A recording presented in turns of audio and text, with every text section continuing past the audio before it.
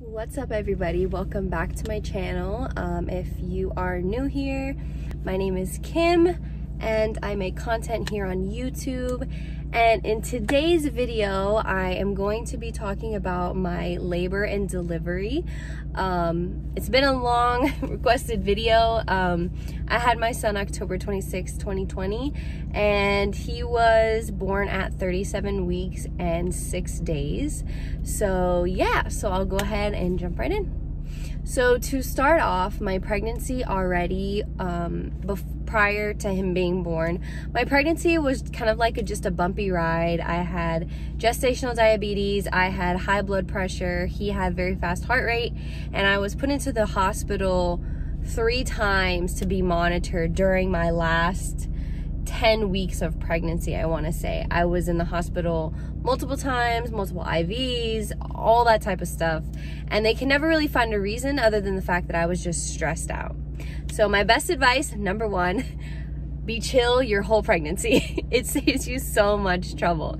Anyways, so I'm just gonna go right into it. So around 37 weeks, I started noticing that I had a lot more symptoms. I started to feel a lot more tired. My husband was working on the weekend, so whenever he was gone, I just felt like I slept the whole time. I felt very lazy. I started to nest a lot, and I was putting stuff away for my son, trying to get everything ready, washing his clothes, bottles, everything like that, because I knew that we were doing things at 37 weeks that can put you into labor. For instance, one of them is major, like walking a lot, and I was doing a lot of walking, and I can't remember the other things that I was doing, but a lot of it was like to induce labor naturally. So this was my first pregnancy. I did have a pregnancy that ended in a miscarriage 3 months prior to me getting pregnant, so this was technically, of course, my first full-term pregnancy. So I was under the assumption that I was gonna give birth around like 42 weeks. I was gonna be overdue. That was not the case. So on that Sunday, because October 26th was a Monday, on October 25th, my husband and I, we had our meeting. We just kind of like hung out the whole day, and I started to notice that I was spotting a little bit. And I didn't really think anything of it. I knew I was close to my due date, but I just kind of was like, well, if it gets worse, I'll call the doctor. So I started spotting, and then shortly after it went away. Like my 3rd trip to the bathroom, it was gone. So I was like, okay, I'm fine. So always call your doctor if you have spotting, though. just a disclaimer. Me, I just was kind of like, look, I'm almost at the point. We've seen my son multiple times in ultrasounds because I was considered high risk now at the last point. But yeah, so that night we had ordered Popeyes, and I went all out. I had chicken, fries, you name it. I had it all. So about 2 hours after that, I started spotting again. And I was like, okay, now I'm a little bit concerned. Like, what is this? Why does it keep coming and going? And I started to notice, this was like 10 o'clock at night. I started to notice that I really had to go to the bathroom. So from 10 o'clock to 4 in the morning, I'm constantly getting out of bed because I have to go poop. I have to go poop. I have to go poop. That's all I could tell my husband was, babe, I need to go poop. So from 10 o'clock to 4 a.m., I'm constantly getting up, going to the bathroom. And I was able to go, but it was like I was constipated. So I was like, oh, should I take a laxative? And I considered taking a laxative, and it's a good thing I didn't. So anyways, I wake up at 6 a.m. 6:15. I wake up at 6:15, and I'm laying in the bed right before I get up, and I felt weird. Like, I just felt something's off. And the second I stood up out of the bed, my water breaks. Mind you, this entire time, I think I need to go poop, okay? I did not have contraction pains. Although I was in my early stage of labor, I had no idea. I thought I had to go poop. So I wake up at 6 a.m. 6:15 and I scream, oh my God, my water broke. And my husband got up so fast and starts getting the dog taken outside, so that because we didn't know when we were gonna come back home. He goes and he takes the dog outside. He comes back. I'm already dressed, ready to go to the hospital. We're calling our family to let them know. And all of a sudden, I'm standing on my dresser and I just took a big deep breath and had the worst contraction of my life. And I was like, oh my gosh, is this what labor feels like? And I was crying to my husband. I'm like, this is painful. To me, it felt like pressure more than anything. I didn't feel like I was dying. I only felt pressure, and the pressure was really intense. So we get in the car. The hospital was 30 minutes away. We get into the car. He pulls the car around. I get in. I'm having contractions as I'm standing outside waiting for him to pull the car around. We get in the car and we head to the hospital. The entire time there, my contractions were 2 minutes apart. And I was thinking to myself, oh my God, I should have called the doctor. I should have called the doctor. My contractions were 2 minutes apart. I had one contraction that was a 5-minute difference. So we get up to the ER and he drops me off and to go park the car. And the lady asked me, she's like, oh, did your water break? And I was like, yeah, my water broke at about 6:15. She's like, okay, well, you're probably in the early stage of labor. You've got a while to go. At the rate that my body was telling me, I didn't have this long to go. I knew I didn't have that long to go. So they get up to the labor and delivery triage and I'm in a wheelchair. And she wheels me up. Mind you, they've seen me 3 or 4 times now because I've been going every week because of my blood pressure. And the lady asked me, she's like, so what type of pain are you feeling? And I was like, I feel like I need to poop. I was like, I feel like I'm about to poop myself and it is bad. So she tells me, okay, let's put you in a room and then they'll be in shortly. So 2 nurses come in. I delivered at a teaching hospital. So 2 nurses come in. One is a student and one is the actual nurse. And they ask me the same questions. When did your water break? Have you gone to the bathroom? Have you ate anything? A whole 9 yards. So they get me on a monitor. And then she comes back and she says, the midwife is delivering another baby right now. So it's going to be a few minutes. I am having contractions so close together that I'm sitting in triage like wanting to get this baby out. So I told her, I was like, okay, no problem. So they had to do, when the midwife came in, she came in what felt like an hour later. It's like 8 o'clock at this point. 8 or 8:30. She comes in the room and she tells me, okay, I'm gonna have to check you and see if your water actually broke. So I told her, I said, look, every time I have a contraction, more water is coming out. She was like, oh, then that's definitely your water. So we get, she does a check and my husband's like, I think she's like 2 centimeters. I was 6 centimeters dilated. And she told me, okay, yes, your water is breaking and your baby is coming soon. So we're gonna go ahead and admit you. Do you want any pain medicine? I said, yes, give me anything that you have. So I got 1 IV injection and she told me that it's very short lasting. It lasted 5 minutes. So during that time, I'm getting an IV in my arm. I'm getting checked to see how dilated I am. And I had to get the COVID swab, all at the same like 2-minute range.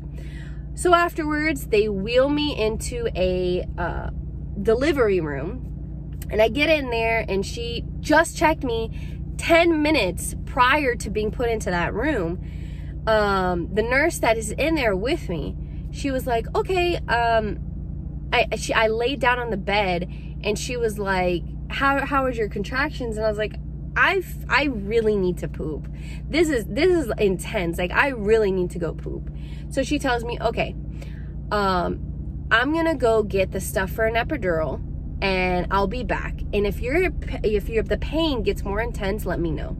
The second she stepped out, that pain was so intense that I thought I was going to poop all over the place. Like, it was so intense and it wasn't painful. It was just so much pressure that I couldn't bear it. I didn't know what to do. So she comes back in and she's like, you know what?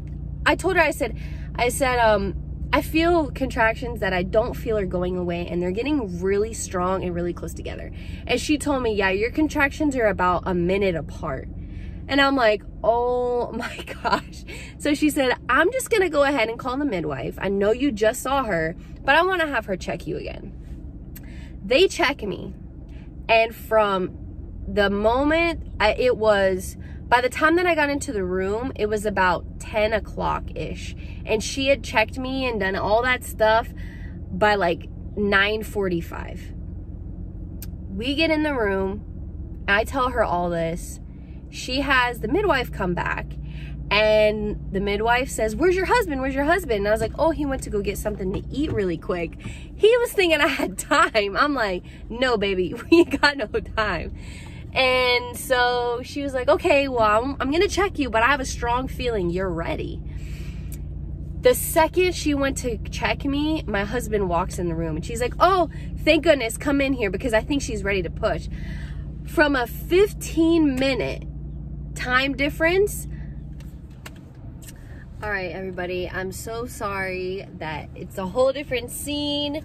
It did take me a few days to get this video put together. So this is a different day. I'm still in the same car that I was in earlier. But I wanted to continue with where I left off. So from a 15-minute difference, I had went from a 6 all the way to a 10. And I was 0% or 0% effaced. I don't know. All I know is that my baby was coming like any second. So she's like, okay, yep, let's go ahead. We're going to go ahead and get you prepped. You're going to have this baby like right now.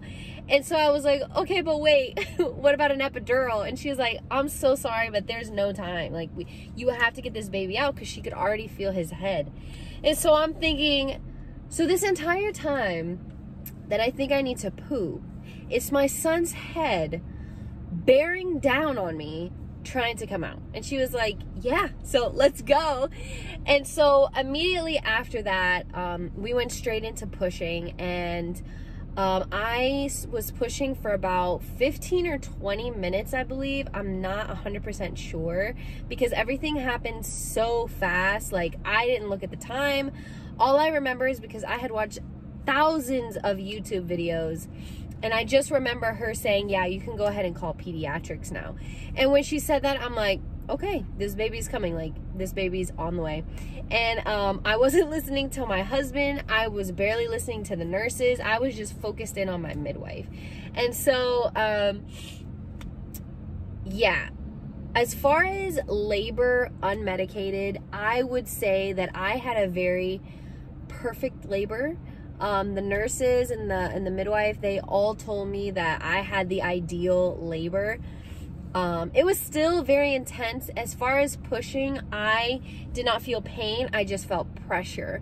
I wasn't crying. I wasn't like screaming, but I was pushing because I was like ready to get this baby out.